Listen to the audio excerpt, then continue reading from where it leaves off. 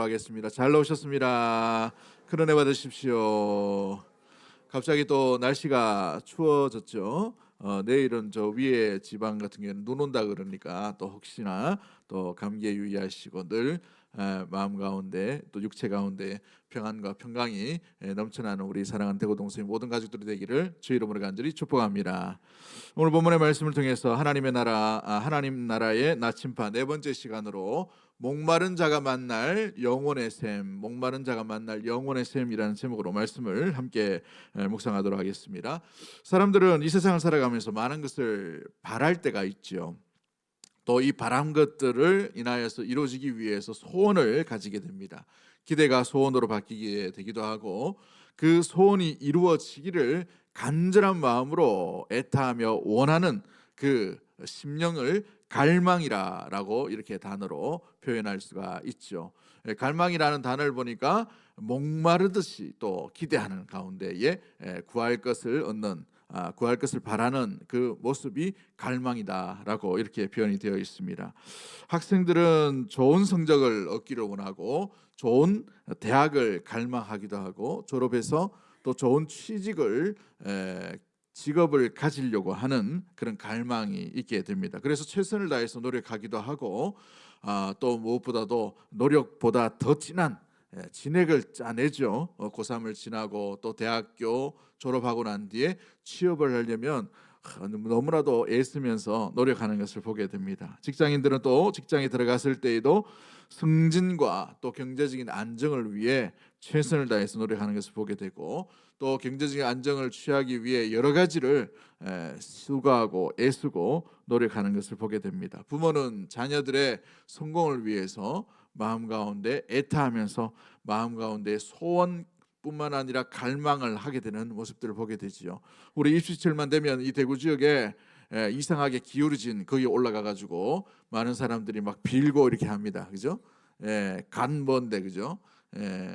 그 이 사람들이 왜 그런 마음을 가집니까? 마음에 소원을 이루기 위해서 거기 가서 뭐 이렇게 소원이라도 빌어보는 그 추운 날씨에 수만 명이 모이는 것을 보게 돼요. 그래서 매년 연말쯤 되면 11월 달 되면 넘치는 사람들로 인산인해를 이루어가는 것을 보게 됩니다. 여러분들에게 있는 가슴 뛰게 하는 갈망은 무엇입니까? 오늘 이 땅 가운데 살아가면서 마음 가운데 그 생각만 하면 가슴이 뛰고 요동치기도 하고 마음 가운데에 애타하는 그 갈망은 무엇인가요?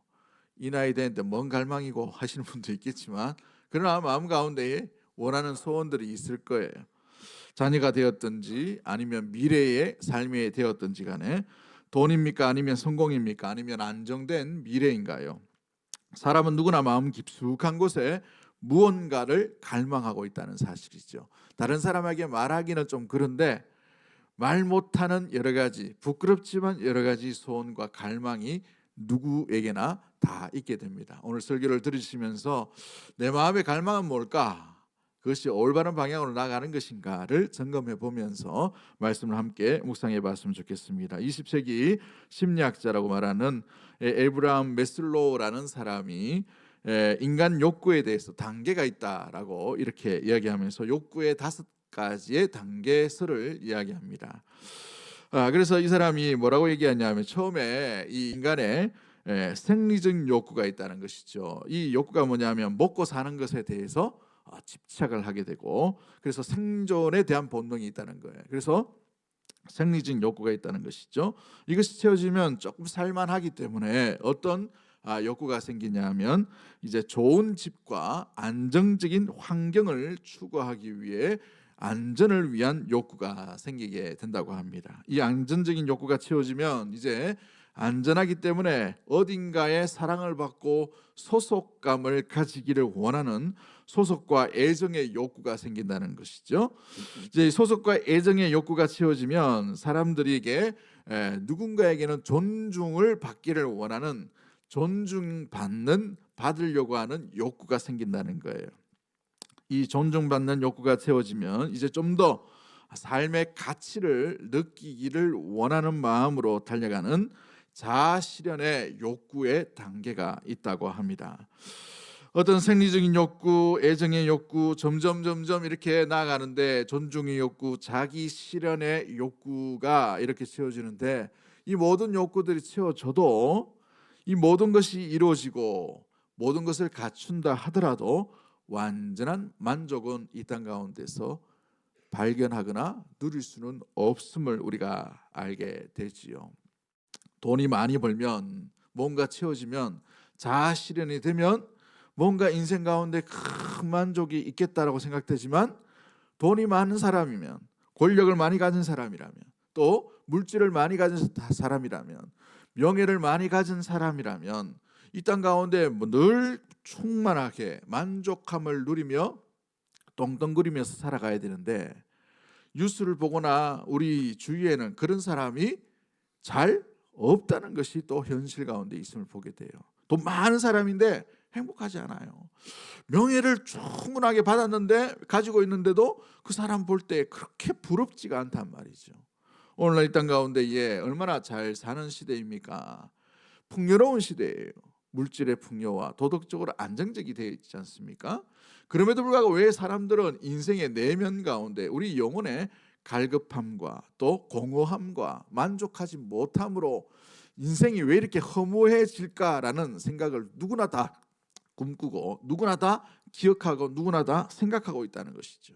복지제도가 잘 되어 있다고 말하는 북유럽을 한번 보십시오. 그 북유럽에 정말 사회제도가 잘 되어 있어요. 그런데 그 사회를 심층적으로 들여다보면 얼마나 많은 사람들이 젊은이들이 목숨을 그냥 던져버립니까? 그렇게 잘 사는 시대인데도 불구하고 오늘날 우리도 마찬가지죠. 그러기에 좀 더 많이 벌고 좀 더 많이 가지고 좀 더 많이 챙기면 좀 더 많이 있으면 뭔가를 누릴 수 있다라는 착각은 그만해야 한다는 것입니다. 우리가 높은 자리에 오르면 만족할 것처럼 보이지만 더 큰 스트레스가 오늘 이 땅 가운데 일어나게 되죠. 여러분 오늘 이 땅 가운데 현실을 한번 잘 보십시오. 그렇게 높은 자리에 있는데 많이 가졌는데 많은 권세, 많은 물질을 가졌다 하더라도 부러워하는 인생은 별로 없어요.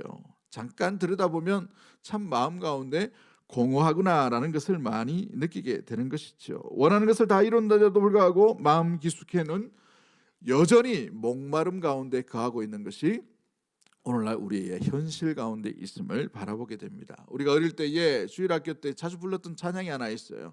오늘 이 시대에 딱 맞는 이 찬양이 아닐까 생각이 드는데 사람을 보며 세상을 볼 때 뭐가 없다라고 얘기해요. 만족함이 없다고 했어요. 그렇습니다. 사람을 보고 세상을 보는데 만족함이 없어요. 이게 오늘날 우리의 현실이라는 것이죠. 그러면 만족은 누구에게서 얻는 것입니까? 만족을 주실 수 있는 분에게 찾아가야 되는 거. 그분을 만나야만 비로소 우리에게 진정한 만족을 누릴 수 있게 될 줄 믿습니다. 오늘 본문은 바로 그와 같은 말씀을 나눈 것입니다. 팔복 중에서 세 가지의 복을 우리가 나누었죠. 심령이 가난한 자는, 애통하는 자는, 온유한 자는 복이 있나니라고 말씀을 하십니다.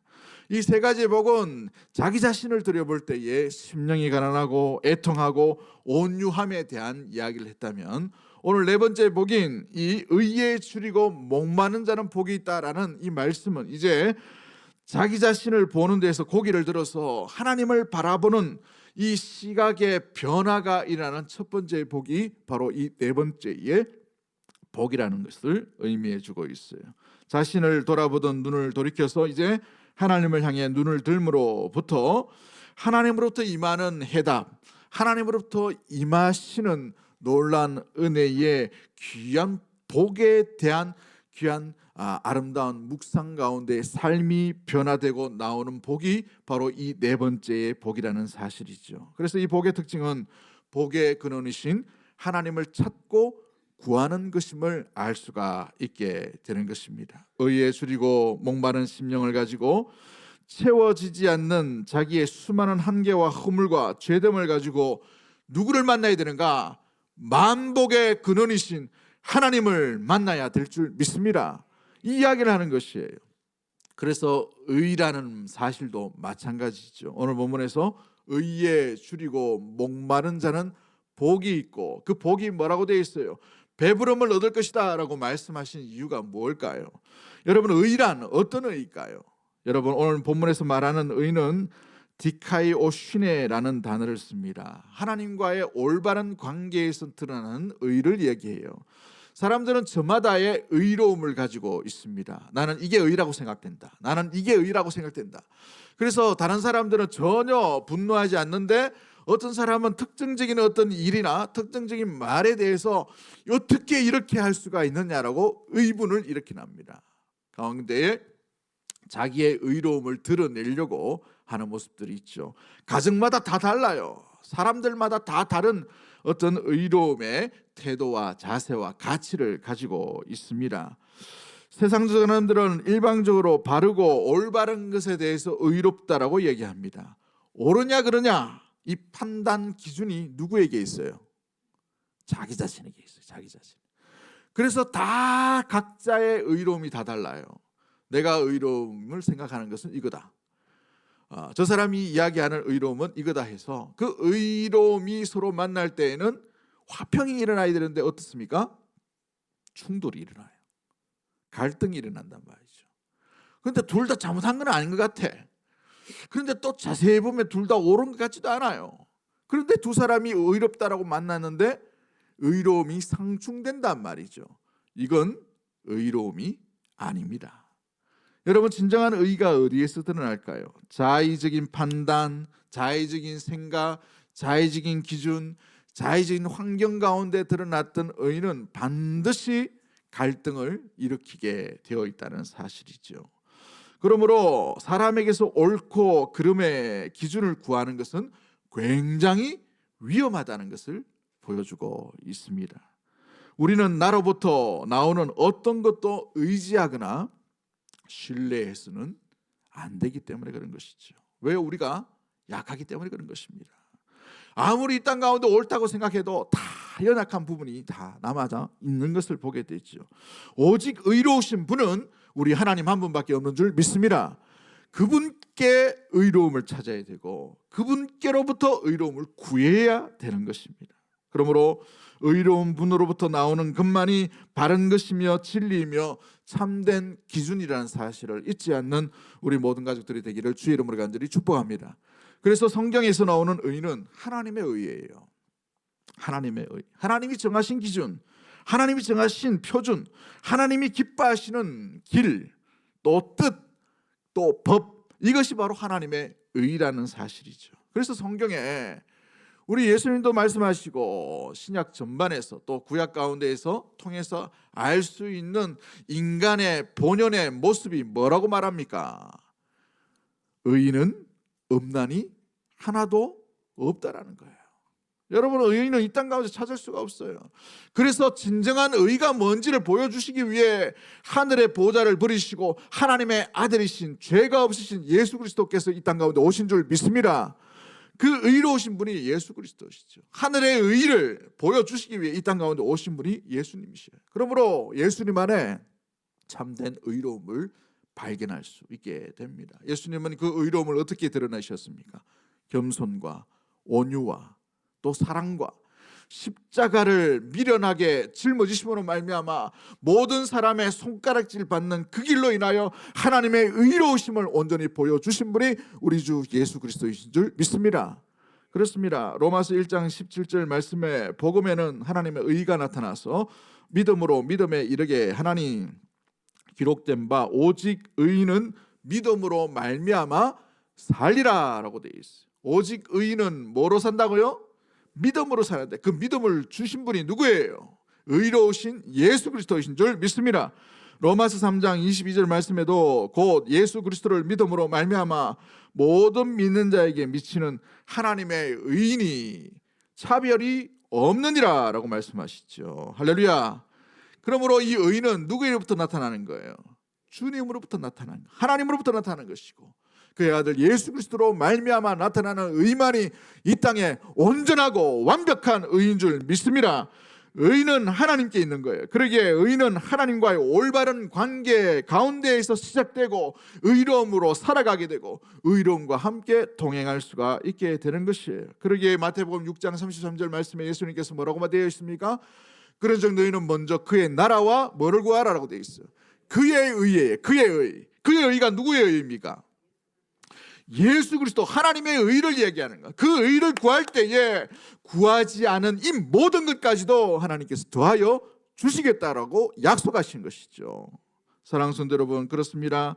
하나님의 나라는 일방적으로 생각하는 땅이나 장소나 개념이 아니라 하나님의 다스리심의 통치를 의미합니다. 그러므로 하나님의 나라에서 살아가는 것은 나의 의로 살아갈 수 있는 것이 아니에요. 저 하나님의 나라, 하나님의 나라에서 살아갈 수 있도록 만들어주는 방향, 그 가르치는 나침판의 놀라운 그 방향이 뭐냐? 내 의가 아니라, 우리의 의가 아니라, 사람의 의가 아니라 인격적으로 살아가는 이 땅 가운데 주어지는 아무리 도덕적인 그 사람의 의가 아니라 오직 예수 그리스도의 의만이 하나님의 나라에서 살아갈 수 있게 될 줄 믿습니다. 사랑하는 성도 여러분, 그렇습니다. 내 의가 아니에요. 하나님의 의인 것이죠. 사도 바울도 그렇게 말합니다. 빌립보서 3장 9절 말씀에 그 안에서 발견되려 함이니 내가 가진 의는 율법에서 난 의가 아니요 오직 그리스도로 말미암은, 그리스도를 믿음으로 말미암은 것이니 곧 믿음으로 하나님께로부터 난 의라라고 말씀하시죠. 그렇습니다. 사랑하는 성도 여러분, 의로움이란 단순히 도덕적인 선행을 얘기하는 것이 아니에요. 우리가 생각하는, 우리가 경험하는, 우리가 붙들고 있는 가치관의 그런 의의가 아니라 더 높은 개념의 의예요. 그것은 하나님의 의인 줄 믿습니다.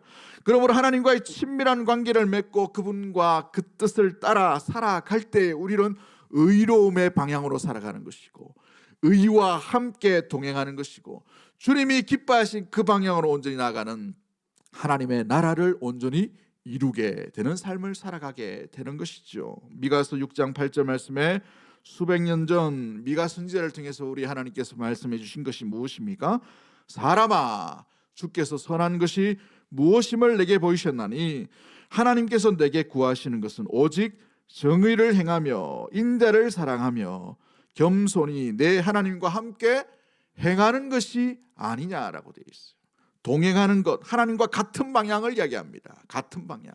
그렇습니다. 같은 방향으로 나가는 것이 동행이에요. 같은 목적의 그 길을 온전히 걸어가는 것이 바로 동행이라는 것이죠. 그 동행의 방향 가운데 나아가야 될 귀한 자격이 뭐냐 하면 하나님의 의를 가지고 나가야 돼. 내 의를 가지고 나가면 한계가 있어요. 우리가 아무리 깨끗하고 아무리 도덕적으로 살아간다 하더라도 우리의 의는 하나님의 나라에 갈 수 없는 의라는 사실을 우리가 기억하고 오직 주 예수 그리스도의 의만이 하나님의 나라에 들어갈 수 있음을 기억할 수 있는 우리 모든 가족들이 되기를 주의 이름으로 간절히 축복합니다. 내 의를 내려놓으셔야 돼요. 그러니까 내 의로움이라는 자체를 내려놓으셔야 돼요. 교회란 하나님의 공동체, 주께서 부르시는 이 공동체는 내 의를 내려놓고 주 예수 그리스도의 의를 붙들고 살아가는 존재입니다. 그러기에 우리는 죄인이에요. 죄 많은 인생이 하나님의 은혜로 말미암아 예수 그리스도의 공로로 하나님의 자녀가 된 줄 믿습니다. 그 은혜로 말미암아 저와 여러분이 이렇게 예배를 드릴 수 있는 자격이 생기게 된 것이죠. 하나님과의 친밀한 관계 속에서 살아갈 때에 하나님의 의를 구하는 것이 먼저 우선순위 되어야 되는 것입니다. 나는 무엇을 따라 살아가고 있는가? 나는 무엇에 대해서 갈망하고 있는가?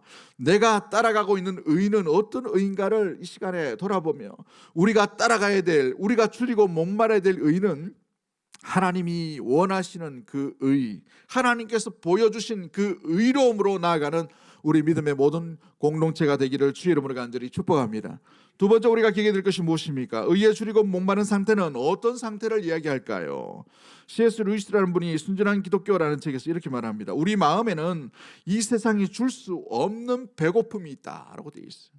아무리 먹을 것이 많고 풍요롭고 물질이 많고 명예가 있고 온전한 그런 따뜻한 가정을 꾸린다 하더라도 이 배고픔을 채울 수가 없다는 거예요. 어스틴은 이 배고픔과 이 목마름을 하나님께로 나갈 때만 비로소 하나님만이 주실 수 있는 놀라운 은혜의 모습이 되기 때문에 하나님 안에서 발견하고 하나님 안에서 찾고 하나님만이 주실 수 있는 참된 안식이고 참된 평화라고 말씀하고 있는 것이죠. 여러분 여기서 말하는 줄이다와 목마르다라는 단어가 있어요. 의에 줄이고 목마르다.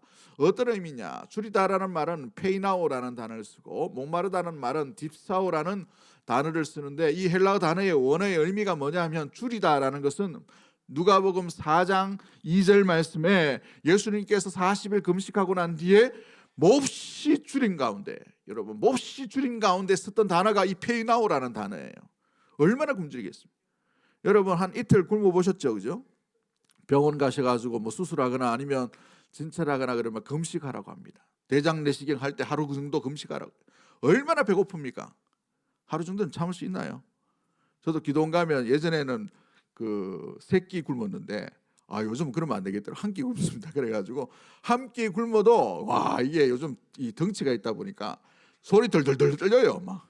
예? 그래가지고 웬만하면 굶는 게 안 좋은 것 같은데, 여러분 이게 우리가 뭐 일주일 뭐 정도 많이 굶다 합시다.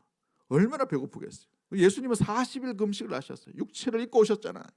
배고픔을 아시는 분이에요. 그런데 그 굶주린 뜻이 뭐냐 하면 몹시 굶주린 거예요. 몹시. 그러므로 말미암아 그 단어를 썼던 거죠. 시편 42편에 보면 이 갈급함이라는 단어를 써요. 사슴이 시냇물을 찾기에 갈급한 같이 내 영혼이 주를 찾기에 갈급하나이다. 여러분 이때 썼던 이 갈급함이 이 목마르다라는 딥사오라는 단어예요. 딥사오라는 단어, 갈급이라는 단어이죠. 여러분 사슴이 목마른 이 상황 가운데 처한 사슴을 한번 보신 적이 있으십니까?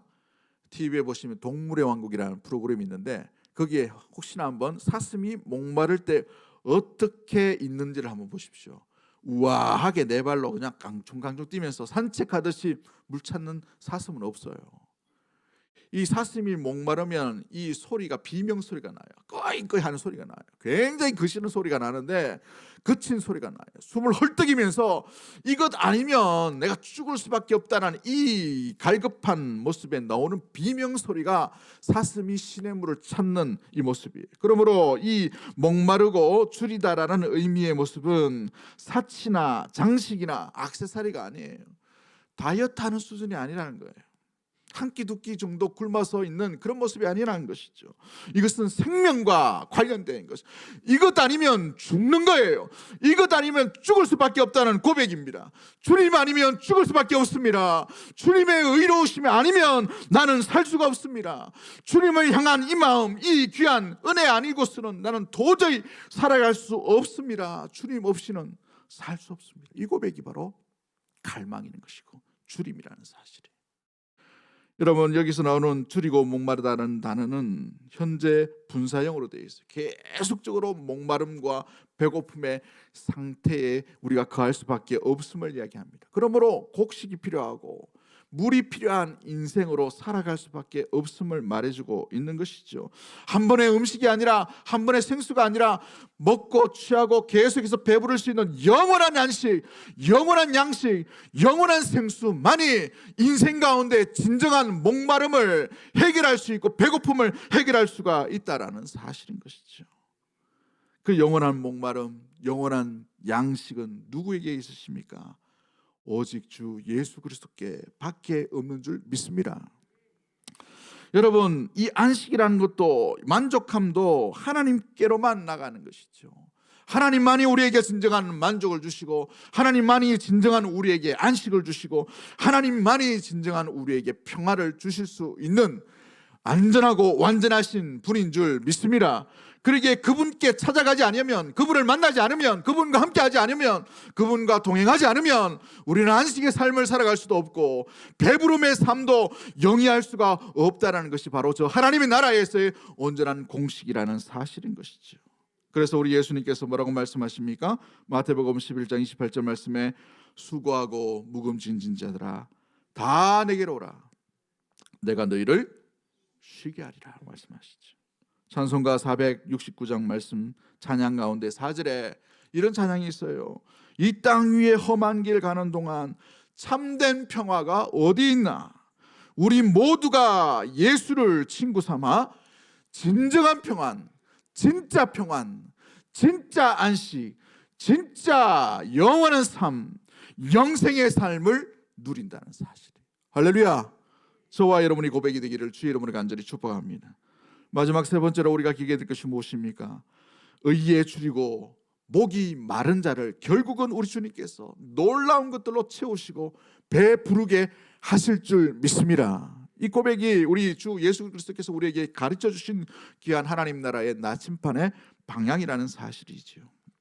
주께서 말씀하시는 분입니다. 여러분, 의에 줄이고 목마른 자는 복이 있나니 저희 배가 부를 것이요라고 되어 있어요. 그런데 보시면은 주어가 빠져 있는데 이 주어가 누구예요? 누가 하시겠다는 말입니까? 우리 예수님께서 하시죠. 예수님께서 말씀하시는 분이에요. 그래서 주어가 생략된 것처럼 보입니다. 이것을 신적 수동태라고 얘기해요.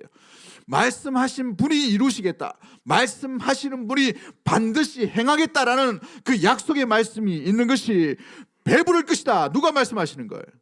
예수님께서 하신다는 사실이에요. 진정한 의에 대한 갈망이 있는 사람만이 배부름을 얻게 할 거다라는 그 귀한 고백이 담겨져 있는 것이죠. 이를 위해 우리 예수님께서 오셨습니다. 이 땅 위에 오신 이유가 바로 우리 배를 배부르게 하기 위해서, 영원히 목마르지 않게 하기 위해서 이 땅 가운데 우리 주 예수 그리스도께서 오신 줄 믿습니다. 예수님이 오셔서 우리에게 주신 약속의 말씀이 뭡니까? 요한복음 6장 35절 말씀에 어떻게 되어 있었나요? 우리 같이 한번 읽어봅니다. 시작. 예수께서 이르시되 나는 생명의 떡이니 내게 오는 자는 결코 줄이지 아니할 터이요 나를 믿는 자는 영원히 목마르지 아니하리라. 나는 생명의 떡이니 내게 오는 자는 결코 배고프지 아니할 것이다라고 되어 있어요. 나를 믿는 자는 영원히 목마르지 아니하리라. 할렐루야. 그런데 이 땅 가운데 여러분 배고프신 분이 있지요. 목마른 분이 있으실 겁니다. 왜 안 될까? 왜 길이 안 열릴까? 아무리 노력해도 안 열릴 때가 있어요. 여러분 잘 보시면 이 귀한 생명의 말씀이 주시는 교훈이 뭡니까? 나는 생명의 떡이니라고 되어 있어요. 내게 많은 자라고 되어 있죠. 말씀 한번 띄워주실까요? 요한복음 6장 35절 말씀에 뭐라고 되어 있어요? 내게 와야 돼요. 와야. 주님께 가야만 돼요. 만나야 됩니다. 붙들어야 돼요. 의지해야 됩니다. 믿어야 돼요. 할렐루야. 여러분, 가지도 않고 만나지도 않고 붙들지도 않고 의지하지도 않고 생명의 떡을 취할 수는 없어요. 영원히 목마르지 아니하고 영원히 줄이지 않게 되는 비결은 다른 이유가 없습니다. 주님을 만나야 돼요. 주님을 신뢰해야 됩니다. 또다시 주님께 나아가야 돼요. 또다시 주님께 엎드려야 됩니다. 제가 신대원 때 3학년 때 등록금이 없어가지고 학교에서 강제 휴학을 당했어요. 강제 휴학. 너무너무 이제 졸업사진도 찍고 너무 힘들어가지고 물로 배 채우다가 견디다가 그렇게 했어요. 근데 이제 강제 휴학 당한다고 하니까 참 졸업도 못할 것 같고 이제 끝인가 싶기도 하고, 하나님 부르시는데 등록금은 주셔야 되지 않습니까? 이렇게 주의 길로 부르셨는데 어떻게 이렇게 할 수가 있냐, 마음에 좀 원망이 되었어요. 그때 아버지가 좀 많이 편찮으셨는데 아버지가 원망스러웠어요. 왜 하필이면 이때 부도나셔가지고 잘 사시다가 떵떵거리시면 잘 사시다가 이때 왜 부도나시는가. 너무너무 서러워서 눈물도 많이 흘렸어요. 그러다가 편지를 써가지고 나를 도와줄 사람이 누가 있을까를 생각해가지고 좀 좋은 교회에 나 편지를 써가지고 도와달라고 막 했어요. 저희 아내는 아무도 얘기 안 했는데 편지를 써서 보냈습니다. 그리고 제 아는 선배들한테 편지를 써서 보냈어요. 돌아온 사람은 아무도 없었어요.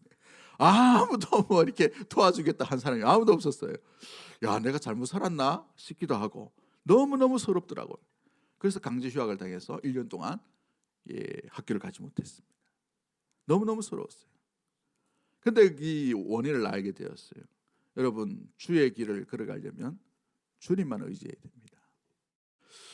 우리가 신앙의 길, 믿음의 길 걸어가려고 한다고 말은 해놓고 너무 사람을 빨리 쉽게 의지하려고 합니다. 보여지는 물질을 너무 빨리 의지하고 붙들려고 해요.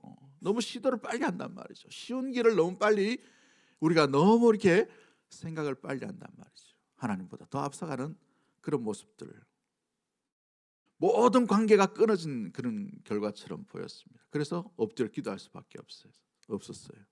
하나님 앞에 기도하고 아무도 없습니다. 아무것도 없습니다. 기도원가 기도하고 저기 주기철 기념관에 그 컨테이너 박스 가서 기도하기도 하고. 그런데 1년 지나고 난 뒤에 너무너무 감사한 것은 그렇게 관계가 다 끊어졌다고 생각되는데 오히려 어느 교회에서 전사님 등록금 하십시오라고 장학금을 보냈어요. 제가 사역한 것도 아닙니다. 남의 이야기라고 감동도 별로 없는 것 같은데, 어떤 분은 2년 동안 월 10만 원씩 도서비를 제공해 주셨어요. 그분은 저하고 일명씩도 없는 사람이었습니다. 전혀 모르는 사람이 그렇게 보내주시더라고요. 또 어떤 전사님은 뒤늦게 소식을 들었다고 자기 사례비 그때 50만 원, 60만 원 받을 때예요. 저 교육전사니까 사례비 많이 못 받죠. 그 사례비 떼가지고 5만 원 붙인 분도 있고 3만 원 붙인 분도 있고 1만 원 붙인 분도 있고, 그 수십 명이 저한테 그렇게 보냈어요. 제가 도와달라고 말 한마디도 안 했습니다. 창피하고 부끄럽고 자존심이 있어가지고 그렇게 하지 않았어요. 편지는 써가지고 뭐 이렇게 대형계 좀 보내고 아는 분 보내고 이렇게 했는데, 그분들은 생활이 뻔한 사람들이에요. 나보다 더 못하면 못했지. 근데 그분들이 나한테 그렇게 보내주시더라고요. 얼마나 감사한지 몰라요. 사랑하는 성도 여러분, 예수께서 이르시되 나는 생명의 떡이니 내게 오는 자는 결코 줄이지 아니할 터요. 나를 믿는 자는 영원히 목마르지 아니하리라. 주님께 가십시오. 주님을 의지하십시오. 주님을 찾으세요. 주님을 붙드세요. 주님을 의지해야만 사람이 줄 수 없는 생명의 떡으로 세상 사람들에게 주는, 세상 사람들에 의해서 나타나는 이 배부름이 아니라 영원토록 줄이지 아니하는, 목마르지 아니하는 놀라운 은혜, 그 선물을 누리게 될 줄 믿습니다.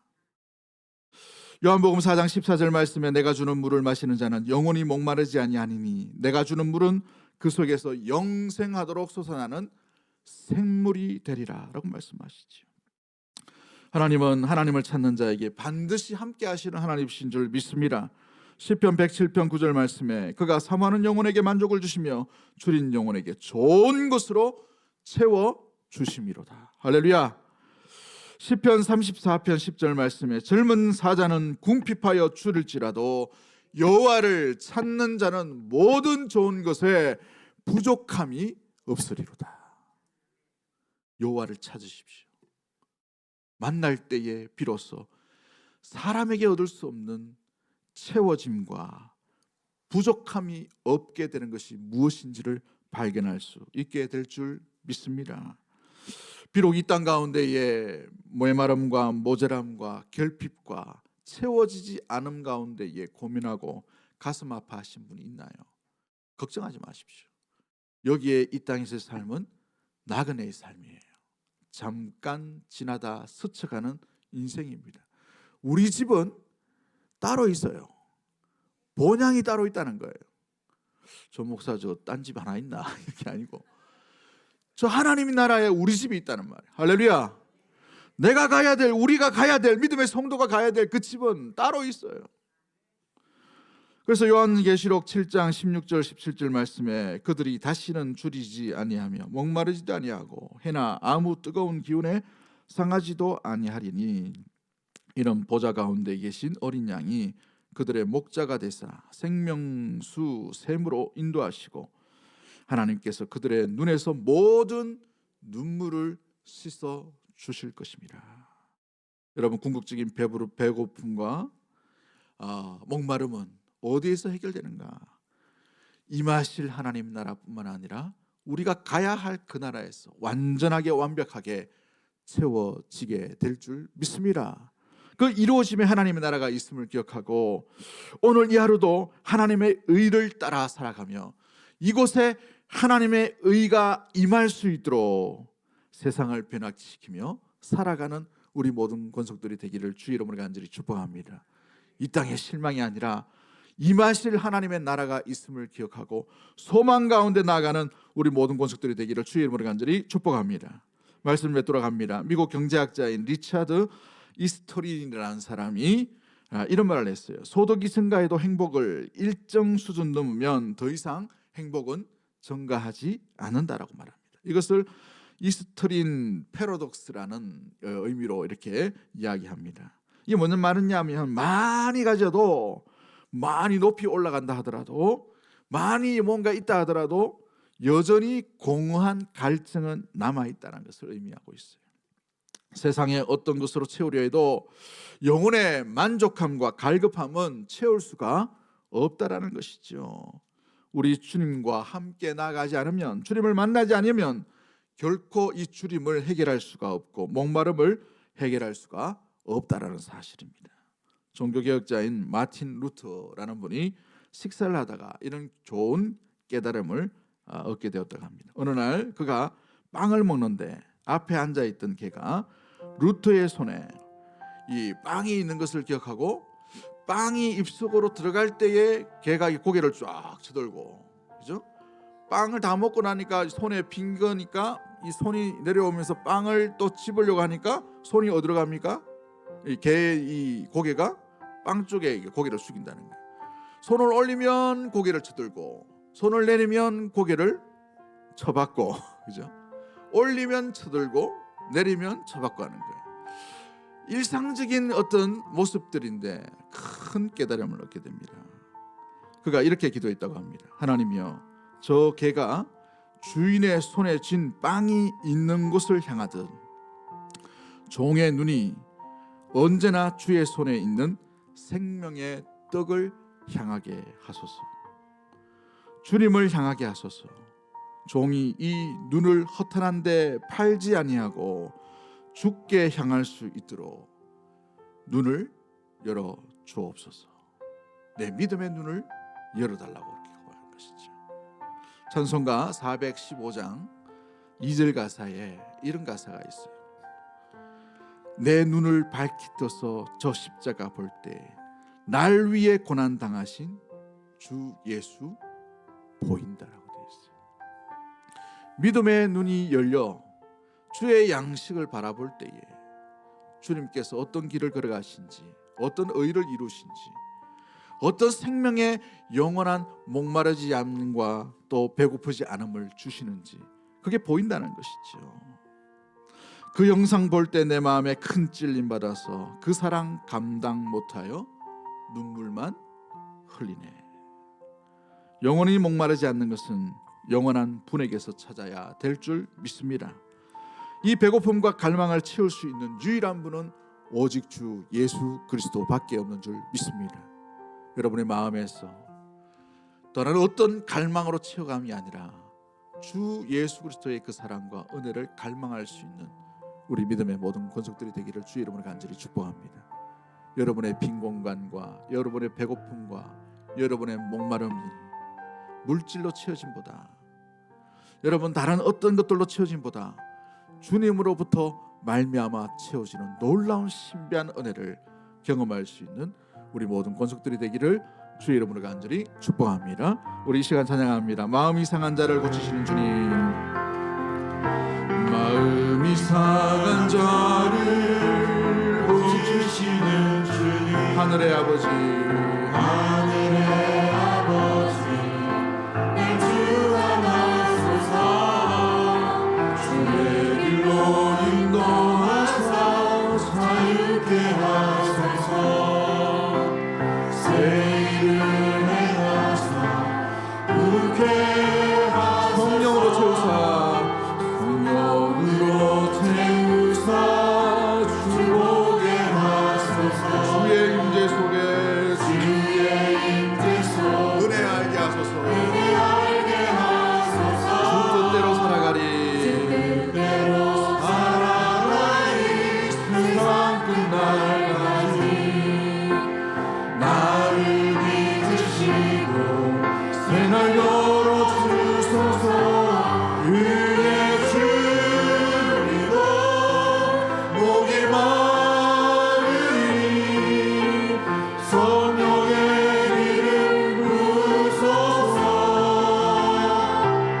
그의 주님도 목이 마르니 내 잔을 채워주소서. 사랑하는 성도 여러분, 이 시간 합심해서 짧게 한번 1, 2분 정도 기도할 때에 이 땅 가운데 살아가는 것은 나의 의로 충분히 살아갈 수 있을 것처럼 보이지만 주의 길, 생명의 길, 그 하나님의 나라의 길로 나아갈 때에는 나의 의 가지고는 살아갈 수가 없고 견딜 수도 없고 따라갈 수도 없고 이루어질 수도 없음을 우리는 기억해야 합니다. 나의 의를 내려놓고 하나님께서 주시는 놀라운 생명의 의 예수 그리스도 그분을 온전히 붙들므로 말미암아서 생명의 길을 걸어갈 수 있는 예수 그리스도의 놀라운 그 은혜의 의를 붙들며 살아갈 수 있는 우리 믿음의 심령과 권속들이 될 수 있도록 도와달라고 기도하십시다. 우리의 목마름은 영원한 분을 만날 때야 비로소 해결될 줄 믿습니다. 우리의 배고픔은 생명의 양식이신 주님을 만날 때야 비로소 해결될 수 있음을 기억하고 주님을 떠나지 아니하고 주와 함께 동행할 수 있도록 주여 지켜주시고 보호해 주시고 인도하여 주시옵소서. 내 의지대로 살아가는 것이 아니라 성령의 인도하심대로 주 성령을 따라 온전히 살아갈 수 있는 그 배에서 생수가 흘러넘치는 기쁨의 삶, 평안의 삶, 안식의 삶을 온전히 걸어갈 수 있는 우리의 모든 심령 될 수 있도록 주님 인도해 달라고 주신 말씀 생각하며 우리 주여 한번 외치고 1, 2분 정도 합심해서 한번 기도하도록 하겠습니다. 주여